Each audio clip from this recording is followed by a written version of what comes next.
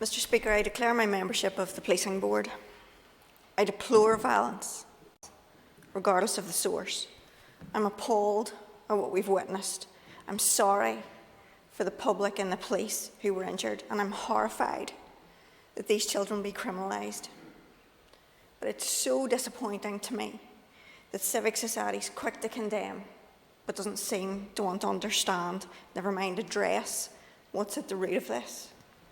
We're always analysing those who commit crime, what was in their background, what gave them the broken families, drug abuse, legacy of the Troubles, violence in the home. But we should also want to understand why there's rioting and civil unrest now.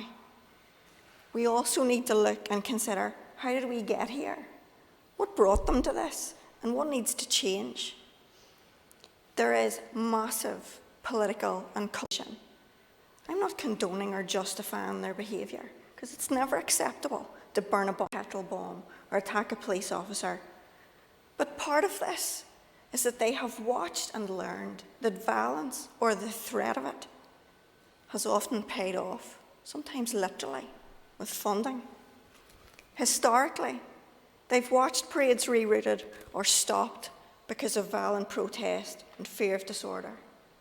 And more recently, they've watched the law blatantly broken by those who wrote it, without consequence. The political elite in Sinn Féin, who adopt a do-as-we-say, not-as-we-do attitude, and bring thousands onto the streets and hundreds into a cemetery, when every other family got 25 or 30 or 10 and weren't allowed into the crematorium. Never mind what is viewed as being given control of it. Sinn Féin, happy to write and endorse draconian laws for restrictions, safe in the knowledge that they can flout them without recourse. Those laws may be for everybody else, but there's another set of rules for Sinn Féin, for they appear to be above the law. They also appear to be facilitated by the police to breach these laws in ways that are inexplicable and unacceptable. I want to place on record my full support for the rank-and-file police officers who are having to deal with this on the ground. But something needs to change at the top, and at the very least, it's the mentality. The Story funeral was the benchmark to which the policing of all other restrictions is compared. There absolutely is two-tier policing in Northern Ireland, and the PPS provided the evidence last week. In any circumstance where the PPS writes that the PSNI's behaviour had anything to do with them being unable to bring a prosecution, that's a massive problem and an epic failure on behalf of the PSNI. I've been harping, and that's the only word for it, at the Policing Board about two-tier policing since I got there in 2016. I've raised my community's lack of confidence in the police at pretty much every meeting, private and public. But until recently, I was dismissed like a child, but because the police didn't believe that I was right, and they didn't care if they were wrong. We're all supposed to be equal under the law and equally subject to it, but that's not the case, and everybody in my community sees it. And that's why all 4 Unionist parties have indicated they no longer have confidence in the Chief Constable and some of his team, nor do the people we represent. That should matter. Another example, recruitment. There are 5 underrepresented groups in the police, but there are only 4 who have support groups set up in the organisation. There are only 4 with whom the police and policing board proactively engage. And when the police advertise, only 4 are mentioned in the ad. 1 isn't. And the one exception is always working class Protestants. Our community's had enough, and so have we.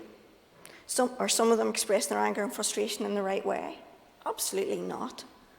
But that does not invalidate their fears and views. They are shared by hundreds of thousands of people who do not take to the streets.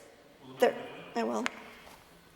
Can I thank the member for giving way, and maybe just because you'd followed on from Mr Nesbitt in terms of what he said and others have said today in relation to maybe not getting into the detail, albeit we're here today to try and calm down the rhetoric.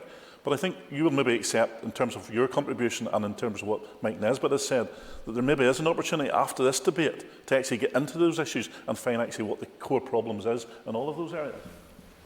I thank the member. I agree, and I think we will. But their behaviour is not that of the outlier. Their behaviour is that of the outlier, but their views are not. Their frustrations are mainstream, and they're also ours. You see, two things can be true at once. It is entirely possible to condemn the violence and yet still be frustrated at the annexing of Northern Ireland through the protocol, believing this is not the Brexit for which you voted. You can still condemn the violence and be aghast at a weak PPS who tells you not to believe your own eyes. There's nothing to see here. It's the laws. They're very confusing. It is entirely possible to condemn the violence and still be angry that there is two-tier policing.